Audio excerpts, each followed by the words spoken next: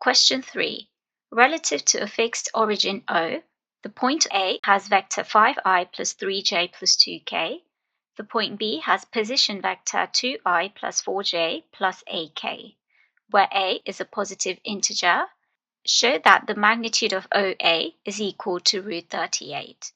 So for part A, in order to find the magnitude of any vector, we would add all the components and then square root them. So we're going to do 5 squared plus 3 squared plus 2 squared and square root it.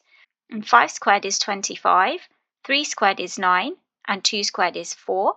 So 25 plus 9 plus 4 gives us 38. So the magnitude of OA is root 38, and we have shown that as required.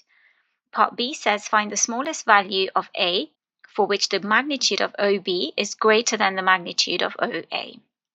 So in order to find the magnitude of OB, we would have to do exactly the same thing that we did in order to find the magnitude of OA, which is to square all the components, add them and find the square root. So if we do 2 squared plus 4 squared plus a squared, the root of this should be greater than the magnitude of OA, which we found to be root 38. If we square both sides to get rid of the root, we would have 2 squared plus 4 squared plus a squared is greater than 38. 2 squared is 4 and 4 squared is 16, so 4 plus 16 gives us 20. So we can rewrite this as 20 plus a squared is greater than 38. And if we take away 20 on both sides, we will have a squared is greater than 18.